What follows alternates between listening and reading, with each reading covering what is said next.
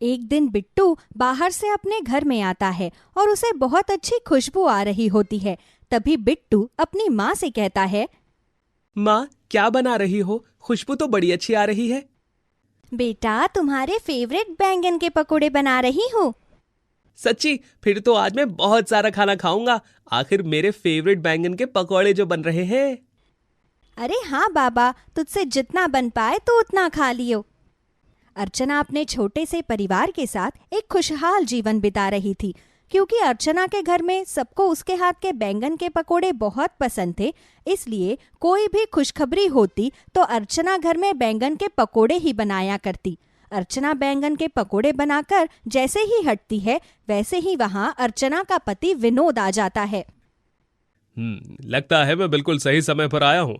गर्मा गर्म पकौड़े तो बनकर तैयार है। अब मैं भी गर्मा गर्म सभी के साथ बैठकर बैंगन के पकौड़े खाऊंगा। बैंगन के पकोड़े तो तैयार होने ही थे बेटा। आखिर तेरी पोस्ट जो बढ़ गई, अब तो सैलरी के साथ साथ तू शहर में काम करेगा, वो भी बहुत बड़ी कंपनी में। इससे बड़ी खुशी की बात और क्या हो सकती है। माँ, मैं आजकल शहर नहीं जा रहा। कंपनी की तरफ से हमें घर भी मिल रहा है। अब हम सब शहर में ही रहेंगे और बिट्टू की पढ़ाई भी शहर में ही कराएंगे। तो बिट्टू, अब तुम्हें और मेहनत करनी होगी, क्योंकि वहां बहुत बड़े बड़े स्कूल हैं और वहां पर बिना टेस्ट के स्कूल में एडमिशन नहीं होता। अगर तुम्हें अच्छे से स्कूल में पढ़ाई करनी है तो बहुत तैयारी करनी होगी, ताकि तुम टेस्ट पास कर सको और अच्छे स्कूल में पढ़ाई कर सको। हाँ पापा, मैं बहुत मेहनत करूंगा, क्योंकि मुझे अच्छे स्कूल से पढ़ाई करनी है। वैसे हम लोग शहर कब जाएंगे? कब से आपको नए ऑफिस में बुलाया है? बस अगले महीने की 1 तारीख को ही हमें शहर शिफ्ट होना है, तो उसके हिसाब से 27 या 28 तक हमारी फ्लाइट की टिकट बन जाएगी। हे भगवान, फ्लाइट की टिकट तो बहुत महंगी होती है। अरे बाबा, कंपनी ही बनाएगी टिकट। इसके बाद हम 30 या 31 तक शहर में पहुंच जाएंगे और 1 तारीख से मैं अपनी नई कंपनी में ज्वाइन कर लूंगा। तब से शुरुआत होगी हमारी नई लाइफ की। बहू, इसका मतलब है अब हमारे पास सिर्फ 10 दिन बचे हैं। जल्दी से तू सारी पैकिंग करके रख ले, कहीं कुछ सामान छूट ना जाए। हाँ माँ जी, आप बिल्कुल सही कह रही है। मैं अभी से तैयारी शुरू कर देती हूँ। अगर हमारा कोई भी सामान छूट गया ना, तो हम दोबारा शहर से गांव अपना सामान लेने थोड़ी ना आएंगे। माँ, कुछ पैकिंग करने की जरूरत नहीं है। आप सिर्फ अपने बस कपड़े और जरूरत की कुछ चीजें पैक कर लीजिए, क्योंकि सब कुछ कंपनी दे रही है हमें। अच्छा चलो, बातें बहुत हो गई हैं, अब जल्दी से गर्मा गर्म पकौड़े खाए जाएं। वैसे भी अर्चना के पकौड़ों की बात ही अलग है। जो भी कहो अर्चना, तुमसे अच्छा बैंगन का पकौड़ा कोई नहीं बना सकता। यहाँ किसी को बैंगन पसंद नहीं, लेकिन जब तुम पकौड़े बनाती हो तो हम सब तुम्हारे बैंगन के पकौड़ों के दीवाने हो जाते हैं।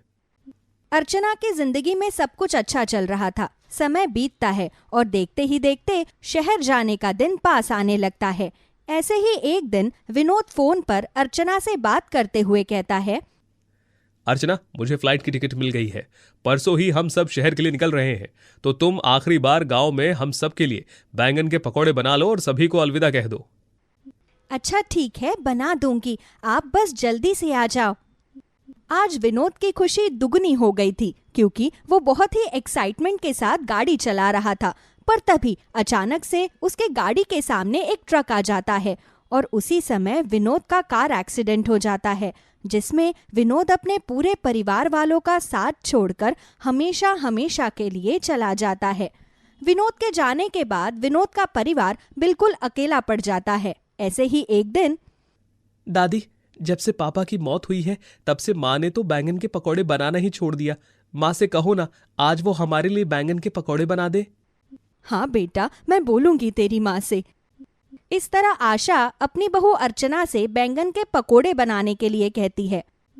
माँ जी, मैं बैंगन के पकोड़े कैसे बनाऊं? आप जानती है ना, जब से विनोद हमें छोड़कर गए हैं, हमारे ऊपर कैसे दुखों का पहाड़ टूट गया है। ये घर चला पाना मुश्किल हो रहा है और आप बिट्टू को दिलासा दे रही है कि मैं बैंगन के पकोड़े बनाऊंगी। माँ, इस समय मुझे कहीं काम नहीं मिल रहा। अरे, ये सोच सोच कर मेरा तो सर फटा जा रहा है कि घर कैसे चलाऊं। 2 महीने से बिट्टू के स्कूल की फीस नहीं गई है। अगर स्कूल की फीस नहीं भर पाई तो इस बार तो स्कूल वाले बिट्टू को स्कूल से निकाल ही देंगे। जब से विनोद जी गए हैं तब से घर का किराया नहीं गया है, घर के खर्चे खत्म ही नहीं हो रहे, आपकी दवाई खत्म हो गई है, मेरे पास इन सबको पूरा करने के लिए पैसे नहीं हैं और इसे बैंगन के पकोड़े खाने हैं। अर्चना और उसका पूरा परिवार अपने ऊपर दुखों को झेल रहे थे। उनके घर की आर्थिक स्थिति समय के साथ साथ बिगड़ती जा रही थी और इसी बीच एक औरत अर्चना से मदद मांगने आती है। अर्चना बहन, मेरे घर पर कुछ मेहमान आए हैं, मैंने सोचा कि उन्हें पकोड़े बनाकर दे दूं, पर मेरे घर में एक भी सब्जी नहीं है और तुम तो जानती हो ना, बैंगन के पकोड़े बना पाना हर किसी के बस की बात नहीं है। मेरे घर में सिर्फ बैंगन रखे हैं, तो तुम प्लीज घर आकर मेरे मेहमानों के लिए बैंगन के पकोड़े बना दो ना, ताकि मेरी इज्जत बच जाए। बेटा, मेरी बहू इस वक्त कहीं नहीं जाएगी, बड़ी मुश्किल से हमें जूड़ा बनाने का काम मिला है। अगर वो तुम्हारे घर में जाकर बैंगन के पकोड़े बनाएगी तो हमारा दिन में जो मुश्किल से 100 रुपए की दिहाड़ी बनती है वो भी नहीं बन पाएगी। और तू तो हमारे घर के हालातों से बखूबी वाकिफ है। आंटी जी, मैं आपकी परेशानी समझती हूँ, इसलिए मैं अर्चना बहन से किसी भी तरह का कोई फ्री में काम नहीं करवाऊंगी। मैं खुद नहीं चाहती कि आप लोगों का नुकसान हो, इसलिए मैं अर्चना बहन को बैंगन के पकोड़े बनाने के लिए पैसे दे दूंगी। इसलिए अब आप प्लीज उसे पकोड़े बनाने दीजिए ना। देखिए, इसमें आपका भी फायदा होगा और मेरा भी। दादी, जाने दो ना माँ को, इसी बहाने माँ के बैंगन के पकौड़े फेमस हो जाएंगे और क्या पता हमें आंटी की तरह और भी लोग आकर माँ से बैंगन के पकौड़े बनाए। दिन के 100 रुपए कमाना से तो अच्छा है ना कि माँ 400-500 कमाए, ताकि हमारा घर चल सके। अर्चना और आशा को बिट्टू की बात बहुत पसंद आती है और अर्चना बिना कुछ सोचे उस औरत के घर जाकर बैंगन के पकोड़े बनाती है और वो औरत एक दिन की दिहाड़ी के हिसाब से अर्चना को 500 रुपए दे देती है।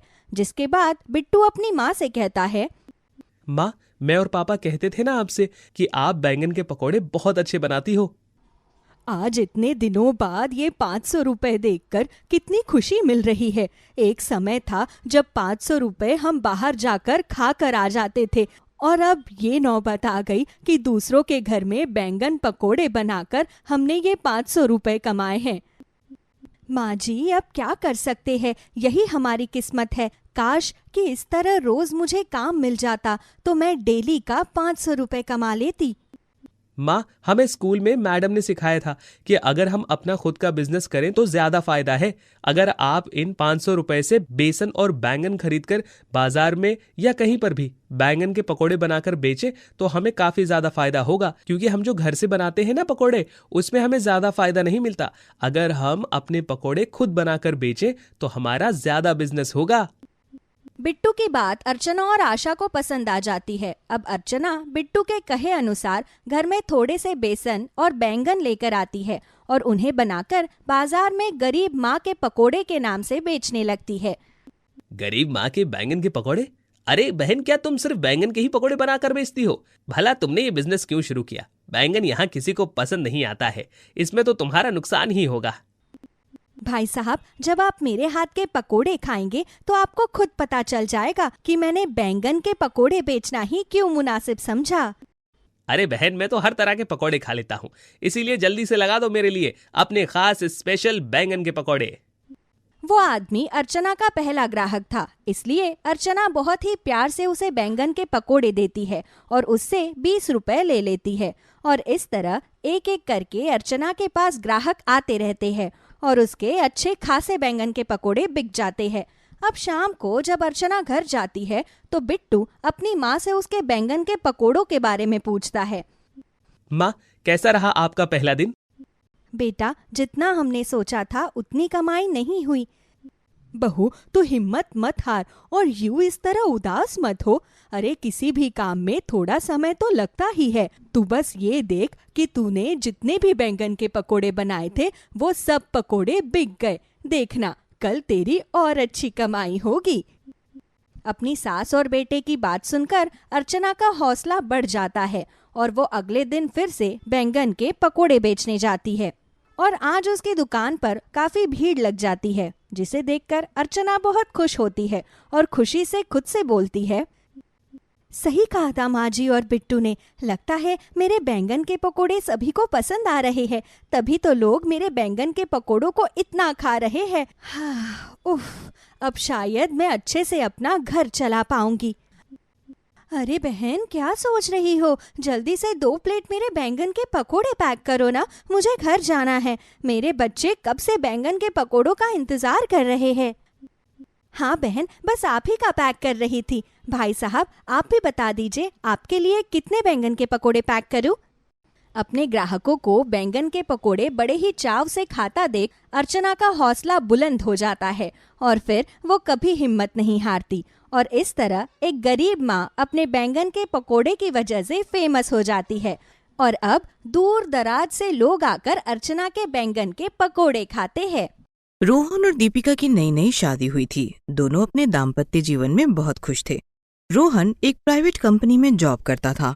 एक शाम रोहन अपनी पत्नी के लिए सोने के झुमके खरीदकर उसके लिए ले जाता है। रात में सभी लोग साथ में डिनर कर रहे थे। तभी रोहन दीपिका को सोने के झुमके देते हुए कहता है, दीपिका, ये देखो, आज मैंने अपनी सैलरी से तुम्हारे लिए सोने के झुमके लिए हैं। तुम्हें ये झुमका बहुत पसंद था ना? याद है जब हम लास्ट टाइम गोल्ड की शॉप पर गए थे तब तुम्हें यही झुमका पसंद आया था, लेकिन उस वक्त मेरे पास पैसे नहीं थे। अरे हाँ, ये तो वही झुमका है। आपका बहुत बहुत शुक्रिया। ये झुमका मुझे बहुत पसंद आया था, दिल आ गया था मेरा, लेकिन उस वक्त आपके पास पैसे नहीं थे। लेकिन कोई बात नहीं, अब तो ये झुमका मेरा हुआ ना। बेटा, शादी में तो तुझे बहुत सारे जेवर मिले थे, फिर दोबारा पैसे बर्बाद करने की क्या जरूरत है? 2 पैसे बचा कर रखोगे तो आगे आने वाले समय में तुम्हें ही काम देगा। माँ जी, अब साफ साफ बोल दो ना कि आपको अच्छा नहीं लगा कि इन्होंने मुझे सोने के झुमके जो दिए हैं। बहू, अगर ऐसी बात होती ना तो मैं साफ साफ ही बोल देती, लेकिन मैं तुम दोनों की माँ हूँ और तुम दोनों से ज्यादा अनुभव है मुझे जीवन का, इसीलिए मैं तुम दोनों को समझा रही हूँ कि वक्त बदलते देरी नहीं लगती है। अभी तो जोश जोश में तुम दोनों खूब पैसे उड़ाओ, तुम्हें बिल्कुल भी पता नहीं लगेगा, लेकिन जब जरूरत होगा और उस वक्त पैसे नहीं होंगे तब क्या करोगे? माँ, आपकी कंजूसी तो कभी खत्म ही नहीं होगी। दिन रात मैं किसके लिए मेहनत करता हूँ? आपके लिए और दीपिका के लिए। ऐसे ही कुछ दिन बाद रोहन और दीपिका दोनों ही रात के डिनर का प्लान करते हैं और साथ में करुणा को भी ले जाने का सोचते हैं। तभी करुणा उनसे बोलती है, अरे बेटा, बाहर जाकर 2 से 3 हजार का खाना खाने से बेहतर है कि हम घर में ही कुछ बढ़िया सा बना कर खा लें। आजकल के बच्चे ना जाने कितना दिखावा करते हैं। बाहर रेस्टोरेंट में बैठकर खाना खाने से हमारी पहचान अलग हो जाती है क्या? माँ जी, अगर आपको नहीं जाना तो आप मत जाओ, लेकिन हमारा प्लान तो मत खराब करो। इतनी मुश्किलों से हमें साथ में टाइम स्पेंड करने का मौका मिलता है और आप उसमें भी नमक मिर्च लगाने बैठ जाती हैं। बेटा, मैं तुम्हें ये बोल रही हूँ कि अगर टाइम स्पेंड करना ही है तो हम घर में भी कर सकते हैं। बिना बात में पैसे उड़ाने की क्या जरूरत है? रोहन महीने का 30,000 कमाता है और 30,000 में गुजारा करना आसान नहीं है। अच्छा, तो मतलब आप मेरी सैलरी का मजाक बना रही हो? कोई बात नहीं माँ, जिस दिन मेरा प्रमोशन हो गया ना, उस दिन मैं पूरे मोहल्ले को पार्टी दूंगा। ऐसे ही समय बीतता जाता है और रोहन के ऑफिस में उसका प्रमोशन हो जाता है। वो बहुत खुश होता है और इसी खुशी में वो अपने घर में एक पार्टी ऑर्गेनाइज करने का सोचता है। तभी करुणा बोलती है, बेटा, बहुत अच्छी बात है कि तेरा प्रमोशन हो गया है, लेकिन बिना बात में ये पार्टी करना मुझे बिल्कुल भी सही नहीं लग रहा है। बल्कि सच्चे मन से भगवान को शुक्रिया अदा कर ये पार्टी का दिखावा करके क्या साबित करना चाहता है तू? अरे माँ, हद होती है कंजूसी की। आपकी कंजूसी देखकर तो मैं परेशान हो गया। अब मुझे जो करना है आप मुझे करने दो। बेटा, मेरी बात मान तू। जो पैसे तू पार्टी में लगाकर बर्बाद करने की सोच रहा है ना, वही पैसे तू किसी अकाउंट में जाकर जमा कर दे, आगे तेरे काम आएंगे। करुणा के लाख मना करने के बाद भी रोहन और दीपिका को समझ नहीं आता। ऐसे ही मोहन प्रमोशन की खुशी की एक अच्छी सी पार्टी करता है और खूब पैसे खर्चे करता है। ऐसे ही कुछ दिनों बाद रोहन फिर से अपनी पत्नी दीपिका के लिए iPhone 15 Pro खरीद कर ले आता है और उसे फोन देते हुए कहता है, दीपिका, तुम्हें यही फोन चाहिए था ना? देखो, आज मैं तुम्हारे लिए iPhone 15 Pro लेकर आया हूँ। अरे ये तो वो बहुत महंगा फोन है ना। सच में आप मेरे लिए बहुत सोचते हैं। जब से मेरी शादी हुई है तब से मेरी हर इच्छा धीरे धीरे पूरी हो रही है। तभी वहां दीपिका की सास आती हैं और बोलती हैं, रोहन बेटा, आखिर तुझे मेरी बात कब समझ में आएगी? कितनी बार समझाया है कि फालतू में पैसे बर्बाद करने के चक्कर में मत पड़ो। तो पैसे बचाकर चलो, आगे जाकर तुम्हारा भी परिवार बढ़ने वाला है। माँ जी, मुझे तो लगता है कि आपको ना हम दोनों का प्यार बिल्कुल भी अच्छा नहीं लगता, तभी तो आप बार बार हम दोनों पति पत्नी के बीच में आ जाती हो। अरे मेरा पति है, इनका जो दिल करेगा ये वो दिलाएंगे मुझे, आपका क्या जाता है। बहू तू मेरी बेटी है और रोहन मेरा बेटा, तुम दोनों के भले के लिए ही बोलती हूँ मैं। सास के लाख समझाने के बावजूद भी दीपिका और रोहन दोनों को कुछ भी समझ में नहीं आता है। वो दोनों हमेशा फालतू के खर्चे में ही अपना पैसा पानी की तरह बहाते हैं। ऐसे ही एक दिन दीपिका अपने पति रोहन से 50,000 मांगती है और बोलती है, रोहन तुम्हें पता है 6 महीने से मैं पार्लर नहीं गई हूँ, जिस वजह से मेरे बाल और मेरा पूरा फेस खराब हो रहा है। मुझे 50,000 की जरूरत है। क्या 50,000? ये तो बहुत ज्यादा है यार। अरे तो इसका क्या मतलब है कि तुम मुझे पैसे नहीं दोगे? अरे मैंने मना कब किया? तुम चिंता मत करो, मैं आज शाम को तुम्हें 50,000 रुपए दे दूंगा, कल तुम चली जाना। अच्छा, तुम्हारा बहुत बहुत थैंक यू। माँ जी को मत बताना इस बारे में, क्योंकि अगर उन्हें पता चल गया तो वो फिर से कंजूसी वाला लेक्चर हमें सुनाने लगेंगी। तभी वहां पर करुणा आती है और बोलती है, अरे दीपिका, तुझे चिंता करने की जरूरत नहीं है। अब मैं तुम दोनों को बिल्कुल भी नहीं रोकूंगी। जो तुम्हारा दिल करता है तुम वो करो, लेकिन फिर भी ये माँ का दिल मानता नहीं है। मैं हमेशा तुम्हें बोलती हूँ कि फिजूल के खर्चे करना बंद करो। वक्त एक जैसा नहीं होता है, कब जीवन में उतार चढ़ाव आ जाए हमें मालूम नहीं होता है। इसीलिए हमें हमेशा अच्छे और बुरे दोनों सिचुएशन के लिए तैयार रहना चाहिए। अरे माँ, तुम बिल्कुल भी टेंशन मत लो, मैं हूं ना, सब कर दूंगा। और वैसे भी अब तो मेरा प्रमोशन हो चुका है, महीने का 60,000 कमाता हूँ, किसी भी चीज की कोई टेंशन नहीं है मेरे पास। ऐसे ही एक दिन रोहन ऑफिस से घर आ रहा था। तभी अचानक रोहन का एक्सीडेंट हो जाता है और उसका एक पैर कट जाता है। इस हादसे से पूरा परिवार टूट चुका था। हे भगवान, हमारे साथ ऐसा क्यों हुआ? आखिर किसकी नजर लग गई मेरे पति को? अभी हाल ही में उनका प्रमोशन हुआ था, वो बहुत खुश थे और उनके साथ इतना बड़ा हादसा हो गया। भगवान, अब हम क्या करेंगे? किसके सहारे जिएंगे हम? बहुत समझाती थी अपने बेटे को, लेकिन वो मेरी बात ही नहीं मानता था। लग गई ना उसे दुनिया की नजर। अब तो जिंदगी भर का दर्द है ये हमारे लिए। आखिर कैसे जिएंगे हम? ऐसे ही कुछ महीने बाद रोहन घर आ जाता है। घर आने के बाद घर में 1 रुपए भी नहीं थे। सारे पैसे रोहन के इलाज में ही जा चुके थे। अब करुणा और दीपिका दोनों उदास बैठी थी।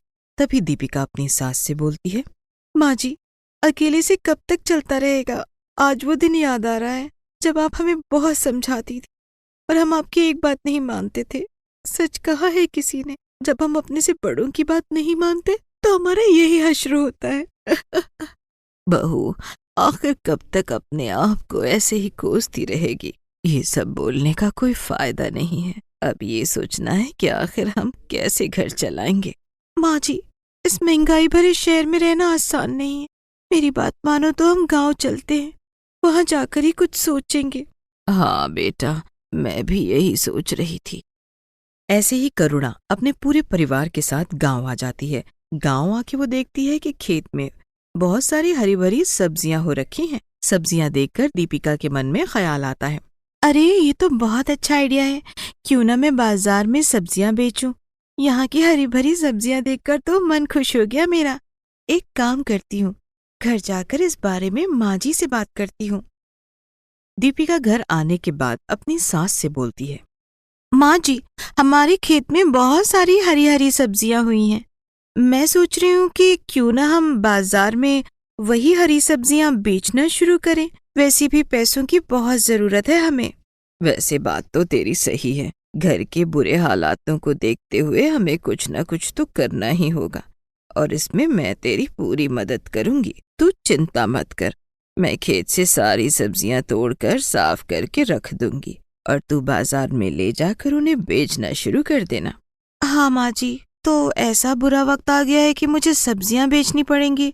सही कहा था आपने, वक्त का कुछ नहीं पता, कहाँ से कहाँ पहुँचा दे और क्या से क्या बना दे। अगर आपकी बात हमने मान ली होती तो हमारे बुरे वक्त के लिए हमने कुछ पैसे जोड़ कर रखे होते। देख, जो हो गया उसे भूल जा। बार बार एक ही बात बोलने से चीजें बदल नहीं जाती, बल्कि इंसान अपने आप को बार बार कोसता रहता है। ठीक है माँ जी, कल से हमें एक नई शुरुआत करनी है। ऐसे ही अगले दिन से दीपिका बाजार में सब्जी बेचना शुरू करती है। देखते ही देखते दीपिका बाजार में सब्जी बेच कर पूरे घर को अच्छे से संभाल लेती है। तो वहीं दूसरी तरफ बेचारा रोहन खुद को बहुत लाचार और बेबस महसूस कर रहा था। ऐसे ही शाम को दीपिका बाजार से घर आकर सभी के लिए खाना बना रही थी। तो वहीं खाट पर लेटा लेटा रोहन दीपिका से बोलता है, दीपिका, तुम्हें इस तरह से परेशान होता हुआ देखकर मुझे बिल्कुल भी अच्छा नहीं लग रहा। मेरी बात मानो तो अभी भी तुम्हारे पास वक्त है, तुम चाहो तो दूसरी शादी कर सकती हो। अरे तुम ये कैसी बातें कर रहे हो? दूसरी शादी करना मेरे लिए बिल्कुल भी सही नहीं है। अगर तुम्हारी जगह मैं होती तो क्या तुम दूसरी शादी कर लेते? देखो, मैं तुम्हें इसलिए बोल रहा हूँ क्योंकि अभी हमारी शादी को सिर्फ 2 साल हुए और हमारे कोई बच्चे भी नहीं है। मेरी बात मानो तो तुम शादी कर लो। आप चाहे कुछ भी हो जाए, मैं हमेशा आपके साथ रहूंगी। ऐसे ही दीपिका अब सब्जी बेच कर पूरे घर को अच्छे से संभाल लेती है। बेची हुई सब्जियों के पैसे से रोहन की दवाइयाँ, साथ में घर का पूरा खर्चा दीपिका अकेले ही संभालती है। ये सब देखकर करुणा को अपनी बहू दीपिका पर बहुत गर्व महसूस होता है। शांति नाम की महिला अपने 2 बेटे और अपनी 2 बहुओं के साथ रहती थी। पहले शांति के हालात बहुत ज़्यादा खराब थे, लेकिन फिर उसके बाद शांति की बड़ी बहू सोनाली पराठे बनाकर बेचने लगी। इसके बाद अब उनकी आर्थिक स्थिति थोड़ी ठीक हो गई थी। उनके थोड़े बहुत हालात ठीक होने के बाद शांति के छोटे बेटे यश की भी शादी हो जाती है। शादी के बाद जब घर की छोटी बहू प्रीति आती है, दीदी, ये बाहर ठेला किसका लगा रहता है? ये ठेला मेरा है। क्या कहा? आप ठेला लगाती हो? हाँ प्रीति, इसमें इतना हैरान होने वाली क्या बात है? नहीं दीदी, दरअसल मुझे वो पहले पता नहीं था ना, इसलिए। अच्छा, अगर पहले पता होता तो क्या तुम शादी के लिए हाँ नहीं करती? नहीं दीदी, ऐसा नहीं है, मैंने ऐसा थोड़ी कहा। मैं तो मजाक कर रही थी प्रीति, तुम तो सीरियस ही हो गई। क्या दीदी, आप भी इतना मजाक करती हो? अच्छा, आप किस चीज का ठेला लगाती है? मैं सभी तरह के पराठों का ठेला लगाती हूँ। जैसी ग्राहक की फरमाइश होती है वैसे ही पराठे बना देती हूँ। ओह अच्छा, ये तो सही है। हाँ, अच्छा ठीक है, तुम ये सब छोड़ो, अभी हम बाकी का काम खत्म कर लेते हैं। जी दीदी। उसके बाद प्रीति और सोनाली दोनों मिलकर सारा काम खत्म कर लेती है। फिर कुछ दिन बाद, ठीक है मम्मी जी, अब मैं जाती हूँ। ठीक है बेटा। तभी वहां पर प्रीति भी आ जाती है। लीजिए दीदी, आपका टिफिन। शुक्रिया प्रीति, मेरा भी अब काम करने का टाइम हो गया है, अब बहुत दिन आराम कर लिया।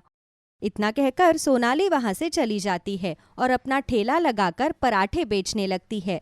तभी सोनाली के पास उसकी पुरानी ग्राहक आती है। अरे सोनाली बहन, इतने दिनों बाद आज दिखी हो। तुम्हें पता है मैंने तुम्हारे हाथ के पराठे कितने ज्यादा मिस किए। आखिर तुम कहाँ गायब हो गई थी? दरअसल दीदी, मेरे देवर जी की शादी थी और सब कुछ जल्दी जल्दी में हो गया। अच्छा, तो चट मंगनी और पट ब्याह। जी, कुछ ऐसा ही समझ लीजिए, इसलिए मैं ठेला नहीं लगा पा रही थी। चलो कोई बात नहीं, अब इस तरह फिर से इतने दिनों तक गायब मत हो जाना। तुम तो जानती हो ना कि मैं तुम्हारे पराठों के बिना नहीं रह सकती। जी हाँ, अच्छा बताइए, आज कौन से पराठे खाएंगी आप? मैंने तो तुम्हारे पनीर के पराठों को बहुत मिस किया। आज पनीर पराठे बना दो। जी ठीक है, आप बस अभी रुकिए। सोनाली पनीर के पराठे बनाने लगती है कि तभी वहाँ उसकी दूसरी ग्राहक भी आ जाती है। क्या बात है, आज इतने दिनों बाद हमारी सोनाली ने दर्शन दिए हैं। भाई, मेरे लिए भी जल्दी से आलू के पराठे बना दो, बड़ा याद किया है मैंने उन्हें। हाँ, मैं भी सोनाली को यही कह रही थी।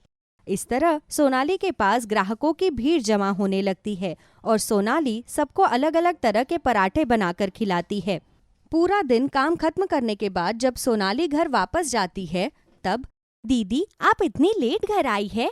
हाँ प्रीति, मेरा तो आने का यही समय है। कई बार रात को बहुत से ग्राहक आ जाते हैं, इसलिए मुझे देर हो जाती है। इसका मतलब आप हमेशा ही लेट आएंगी? सोनाली को प्रीति का ये सवाल काफी ज्यादा अजीब लगता है। हाँ प्रीति, मुझे कई बार देरी भी हो जाती है, लेकिन तुम्हें मेरा इंतजार करने की जरूरत नहीं है। तुम चाहो तो पहले ही सो सकती हो। फिर कुछ दिन बाद सोनाली सबके लिए तोहफे लेकर आती है। लीजिए मम्मी जी, ये साड़ी आपके लिए है और मैं प्रीति के लिए भी कुछ साड़ियाँ लाई हूँ। अरे वाह बेटा, ये तो सच में बहुत ही सुंदर है ना मम्मी जी? भाभी, आप जो मेरे लिए शर्ट लाई है मुझे बहुत पसंद आई है। हाँ, और मुझे भी बहुत अच्छी लगी। चलो शुक्र है, सबको अपने अपने तोहफे पसंद आए। देखो तो जरा कैसे हर वक्त सिर्फ दिखावा ही करती है। अरे इतनी कमाई करती है और हमें बस छोटे मोटे तोहफे लाकर देती है, बाकी पैसे छुपा कर रखती है। ये सही है, खुद तो महारानी की तरह घूमती है और मुझे घर की नौकरानी बना रखा है। सब काफी खुश थे, लेकिन प्रीति किसी गहरी सोच में डूबी हुई थी। उसे ऐसे देखकर सोनाली उससे कहती है, क्या बात है प्रीति, आजकल तुम कुछ खोई खोई रहती हो? अरे नहीं दीदी, मैं कुछ नहीं सोच रही थी। इस तरह कई दिन बीत जाते हैं, लेकिन प्रीति को सोनाली के बाहर काम करने से बहुत ज्यादा जलन होती थी, क्योंकि एक तो सोनाली घर में सबसे ज्यादा पैसे कमा रही थी और प्रीति को ऐसा लगता था कि सोनाली की वजह से घर का सारा काम प्रीति को अकेले ही करना पड़ता है। इसलिए प्रीति अक्सर सोनाली से मुंह चिढ़ाती है। फिर एक दिन, मैंने कभी नहीं सोचा था कि कोई अपना खुद का ठेला खोलकर इतने भी पैसे कमा सकता है। दीदी को देखो तो जरा, इतने पैसे कमाती है और इसीलिए कितनी अकड़ में रहती है। क्यों ना मैं भी अपना खुद का ठेला लगा लूं? अरे हाँ, ये आइडिया तो बहुत ही अच्छा है। इससे मुझे भी घर के कामों से छुटकारा मिल जाएगा। हाँ, मैं कल ही सबसे बात करूंगी। फिर अगले दिन प्रीति सोनाली और शांति से कहती है, इसलिए मम्मी जी, मैं चाहती हूँ कि मैं भी एक ठेला खोल लूं। लेकिन बेटा, सोनाली बहू काम कर तो रही है, तुझे आखिर काम करने की क्या जरूरत है?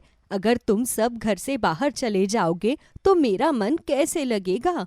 देखा, मेरे साथ कितना भेदभाव किया जा रहा है। मैं क्या कोई एंटरटेनमेंट का सोर्स हूँ जो इस बुढ़िया का मन लगाने के लिए मैं घर में बैठी रहूं और बड़ी बहू बाहर आराम से पैसे कमाकर ऐश करे? हाँ, नहीं मम्मी जी, मैं भी चाहती हूँ कि मैं कुछ करूँ और अपने खुद के पैसे कमाऊँ। मुझे भी काम करना है। इस तरह प्रीति जिद करती है और शांति भी उसकी बात मान जाती है। फिर शाम को जब सोनाली घर वापस आती है, तब प्रीति उससे सारी बात बताती है।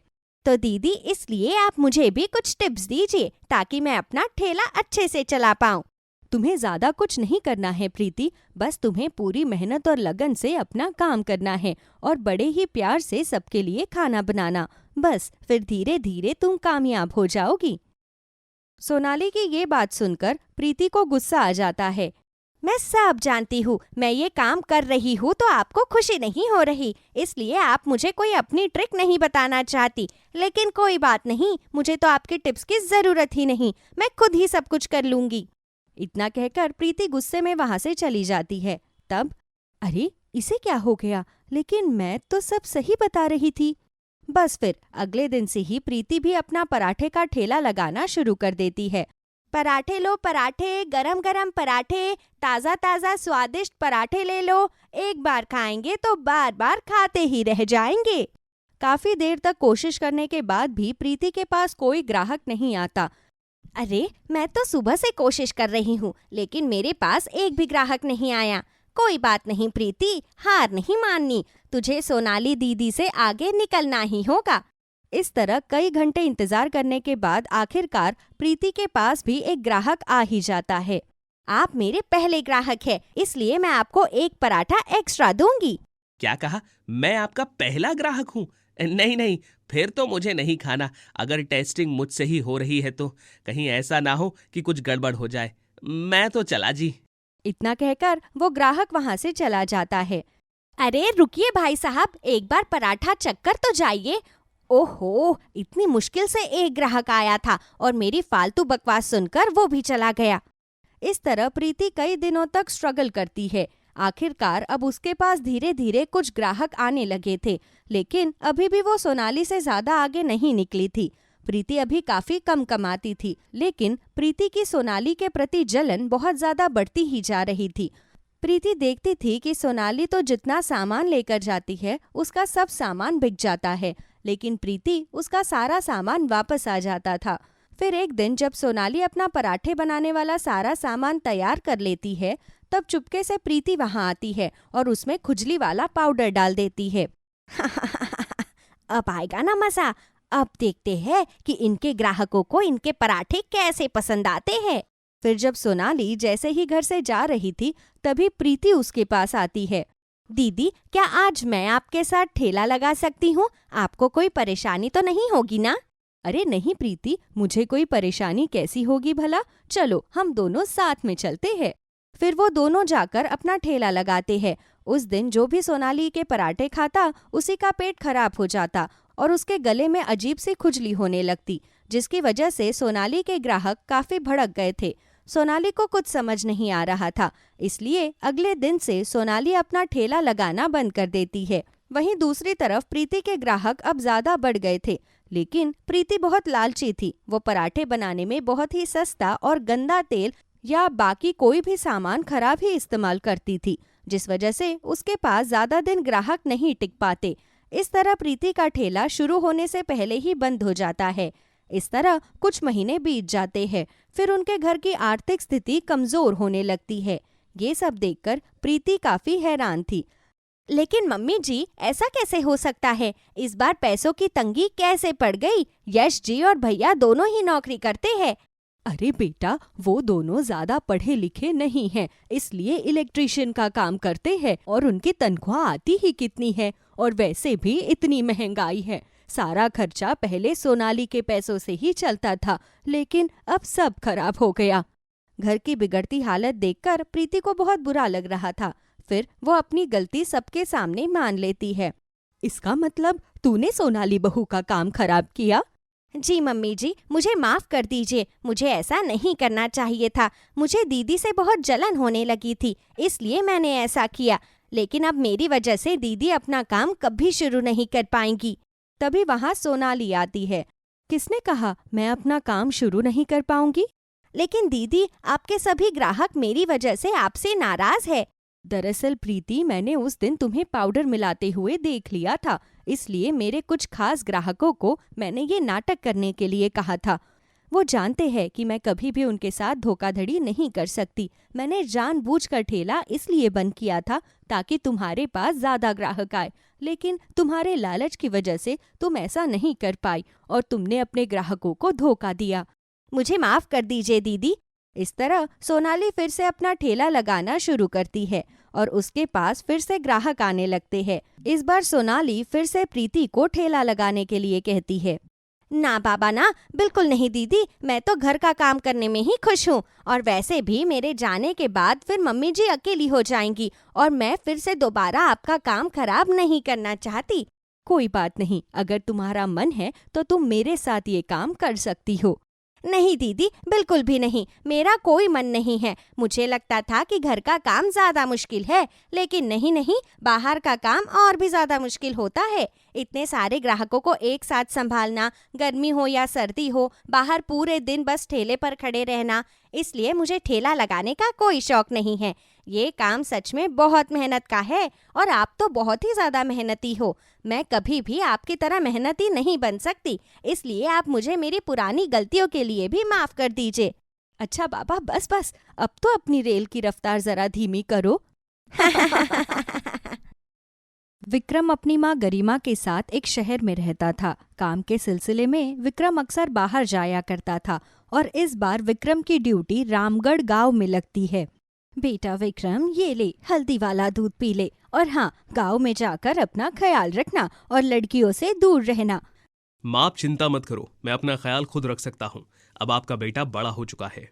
वो तो ठीक है विक्रम, लेकिन गांव की लड़कियों से दूर रहना। सुना है गांव की लड़कियां काफी तेज तरार होती है। अच्छा ठीक है बाबा, अब आप मुझे लेक्चर देना बंद करो। सुबह मुझे निकलना है, इसलिए मुझे सोने दो। वैसे ही रात के 12 बज रहे हैं। जाओ, आप भी जाकर आराम कर लो, बहुत काम करती हो अकेले। विक्रम की बात सुनकर गरिमा अब अपने कमरे में चली जाती है, तो वहीं विक्रम भी अपना सामान पैक करके सो जाता है।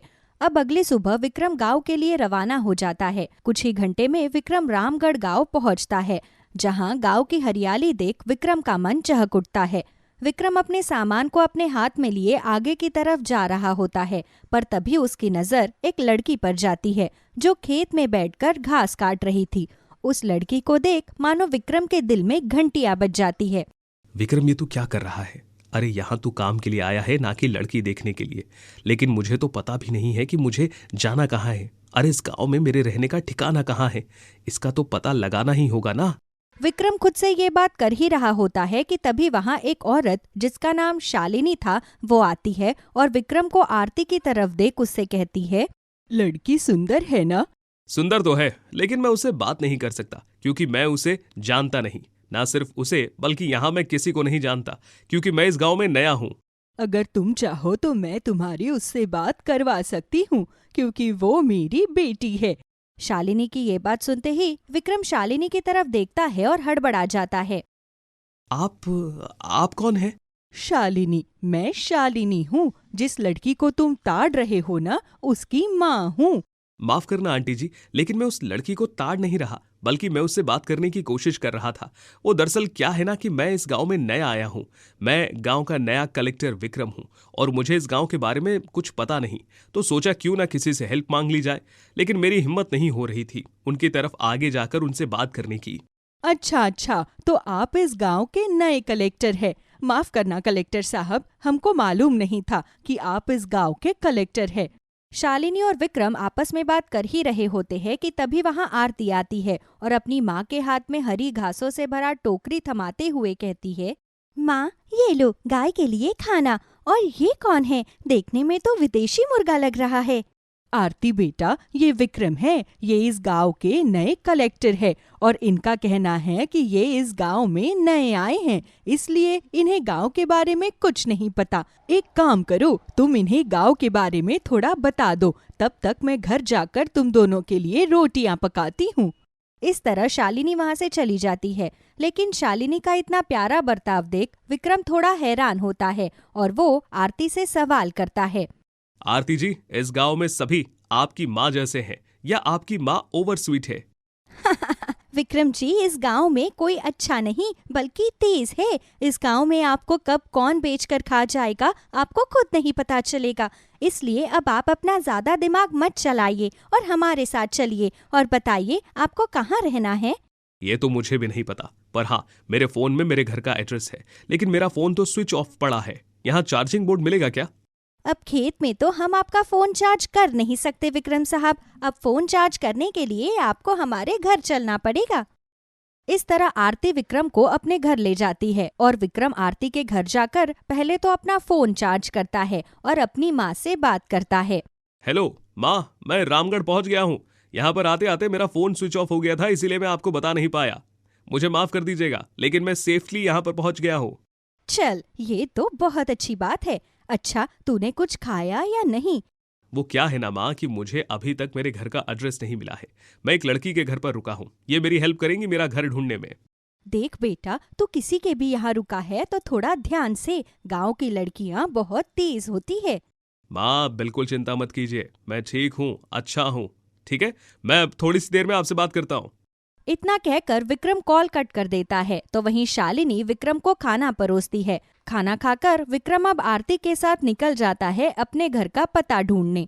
कुछ ही देर में शाम हो जाती है और आखिरकार विक्रम को अपना घर मिल ही जाता है। घर मिलने के बाद विक्रम अपने सीनियर को इन्फॉर्म कर आराम से सो जाता है और अगली सुबह आरती अपने हाथ में खाना लिए विक्रम के घर पहुंचती है और उसके घर की बेल बजाती है। अरे आरती, तुम वो भी इतनी सुबह? शहरी बाबू, हमारे गांव में सभी लोग जल्दी उठ जाते हैं, इसलिए आपके लिए ये सुबह जल्दी होगी, लेकिन हमारे लिए नहीं। खैर, हम आपके लिए खाना लेकर आए हैं। खाना खाकर जल्दी से तैयार हो जाइए, आपको गांव भी तो घुमाना है ना। आरती का चंचल नेचर देख विक्रम भी उसकी तरफ अट्रैक्ट हो जाता है और बहुत जल्द विक्रम नहाकर और खाकर आरती के साथ गांव घूमने निकल पड़ता है। समय गुजरता है और गुजरते समय के साथ आरती और विक्रम के बीच नजदीकियां बढ़ जाती है और इस तरह उन दोनों को एक दूसरे से प्रेम हो जाता है। ऐसे ही एक दिन विक्रम जी, आप शहर के रहने वाले हैं, आपकी माता भी शहर में ही रहती है और हम ठहरे गांव के गंवार लोग। आपकी माँ हमारे लिए कभी नहीं मानेगी। तुम उसकी चिंता मत करो आरती, मैं माँ का इकलौता लड़का हूँ और माँ मेरी खुशी के लिए तुम्हें जरूर अपनाएंगी। ये तो अच्छी बात है, हम भी यही उम्मीद करते हैं कि आपकी मम्मी हमें जल्द ही अपना ले। तुम चिंता मत करो आरती, मैं आज ही माँ से तुम्हारे बारे में बात करूंगा। इस तरह विक्रम और आरती अपने अपने घर चले जाते हैं और विक्रम अपनी माँ से फोन पर आरती के बारे में बात करता है। क्या कहा तूने? गांव की लड़की? देख विक्रम, मैं तेरी शादी उस लड़की से कभी नहीं होने दूंगी, क्योंकि मैंने अपनी बचपन की सहेली को जुबान दे रखी है कि तेरी शादी मैं करवाऊंगी तो उसी की बेटी से। किस सहेली की बात कर रही हैं माँ? आप उसकी जिसका अता पता नहीं है। आपको ये तक नहीं पता कि आपकी सहेली रहती कहाँ है और आप कह रही हैं कि आप अपनी सहेली की बेटी से मेरी शादी करवाएंगी। देखो माँ, मैं आरती से बहुत प्यार करता हूँ और मैं उससे ही शादी करूंगा। अगर आपने मेरी उससे शादी नहीं करवाई तो भूल जाइए कि आपका कोई इकलौता बेटा भी है। इतना बोलकर गुस्से में विक्रम फोन रख देता है और पहुंच जाता है आरती के घर, जहां वो आरती और शालिनी के बीच की बहस देखता है। कभी नहीं आरती बेटा, मैं तेरी शादी विक्रम से कभी नहीं होने दूंगी। अरे वो एक शहरी लड़का है और शहरी लड़कों पर विश्वास करना सही नहीं। वो कभी भी एक लड़की पर टिक नहीं सकते। ये आप गलत कह रही हैं आंटी जी। हाँ, मैं भले ही शहर में रहने वाला हूं, लेकिन मैं वैसा नहीं हूं जैसा आप मुझे समझ रही हैं। मैं आरती से प्यार करता हूं जितना आप करती हैं। मैं आपसे वादा करता हूं आंटी जी, आपके बाद में आरती से इतना प्यार करूंगा कि अगर वो 80 साल की बुढ़िया भी हो जाएगी और उसके चेहरे पर झुर्रियां भी आ जाएंगी तो भी मैं उसकी जगह किसी और को नहीं दूंगा। बेटा विक्रम, पसंद तो तुम मुझे भी हो, लेकिन क्या करूं, मैंने अपनी सहेली को जुबान दे रखी है कि आरती की शादी होगी तो सिर्फ उसके बेटे से। माँ, मान जाओ ना, प्लीज चुप मत रहो। अगर आप इस शादी के लिए नहीं मानी तो मैं अभी जहर खाकर अपनी यही जान दे दूंगी। आरती शालिनी की इकलौती बेटी थी, इसलिए शालिनी अपनी बेटी के आगे घुटने टेक देती है और वो उसकी शादी विक्रम से करवा देती है। शादी के बाद विक्रम आरती को लेकर शहर जाता है, जहां विक्रम को आरती के साथ देख गरिमा गुस्से में बौखला जाती है। विक्रम, मैंने तुझे मना किया कि तू इस गांव की गवार से शादी नहीं करेगा, लेकिन तूने मेरी नहीं मानी और इस गरीब भिखमंगी से शादी कर ली। बस माँ, आप किसे गरीब बोल रही हैं? उसे जिसने आपके बेटे का पेट उस समय भरा जब उसका पेट उस रामगढ़ में भूखा था। उसके पास कोई नहीं था सिवाय इस लड़की के। देखो माँ, मैं आपकी बहुत इज्जत करता हूं और मैं उम्मीद करता हूं कि आप मेरी पत्नी की उतनी ही इज्जत करेंगी जितनी मैं आपकी करता हूं। विक्रम, तूने मेरी जुबान का मान नहीं रखा, तूने मेरी खुशियों को मिट्टी में मिला दिया। अरे बचपन से एक ही सपना था कि तेरी शादी अपने बेस्ट फ्रेंड की बेटी से करवाना, लेकिन किसी कारण वो मुझसे दूर हो गई और उसका कोई अता पता नहीं रहा। पर मैंने हार नहीं मानी और तलाश जारी रखी, लेकिन तूने इस गरीब लड़की से शादी कर मेरी हर उम्मीद पर पानी फेर दिया। लेकिन कोई बात नहीं, तू इस घर में अपनी पत्नी और घर की बहू के नाते इसे ले तो आया है, लेकिन मैं इसे अपनी बहू के रूप में कभी स्वीकार नहीं करूंगी, समझा तू? इतना बोलकर गरिमा गुस्से में अपने कमरे में चली जाती है, तो वहीं दरवाजे पर खड़ी आरती विक्रम की शक्ल देखती है और अपनी आंखों में आंसू लिए अपनी गर्दन झुका लेती है। पर विक्रम उसे घर में आने को कहता है। समय गुजरता है और गुजरते समय के साथ आरती अपने ससुराल की जिम्मेदारी बखूबी संभालने लगती है, पर गरिमा उसे अपनी बहू के रूप में अब भी स्वीकार नहीं करती। आरती चाहे अपनी सास के लिए कितना ही कुछ कर ले, पर गरिमा अक्सर उसे ताने के साथ टॉर्चर करती। ऐसे ही एक दिन आरती अपने कमरे में बैठी अपनी माँ को फोन करती है और उसे सारी बात बताती है, जिसे सुनकर शालिनी कहती है, बेटा आरती, अगर तेरी सास तेरे साथ ऐसा कर रही है तो तू फिक्र मत कर, मैं तेरी सास से बात करूंगी। मैं उन्हें बताऊंगी कि जिस तरह उनके सपने टूटे उसी तरह मेरे भी सपने टूटे, लेकिन फिर भी मैंने अपने बच्चों की खुशी के आगे कुछ नहीं देखा। तू दामाद को कहकर मेरी टिकट करवा दे, मैं कल ही तेरे ससुराल आ रही हूँ।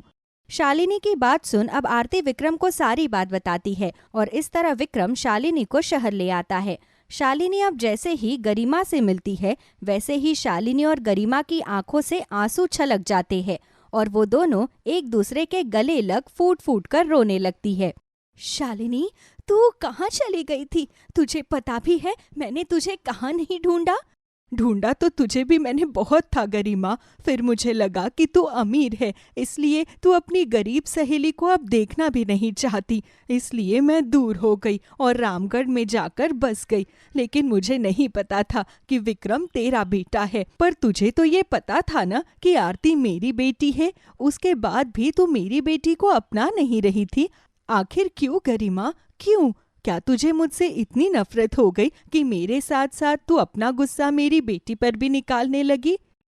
नहीं मेरी बहन, ऐसा मत बोल। अरे मैं तो हमारे पुराने वादे पर कायम थी और मुझे नहीं पता था कि आरती तेरी बेटी है। अगर मुझे पता होता कि आरती तेरी बेटी है तो मैं उसे कब का अपना लेती। मैं हमेशा विक्रम को लड़कियों से दूर रखती थी, सिर्फ इसलिए क्योंकि मैं चाहती थी कि तेरी बेटी की शादी मेरे बेटे से हो।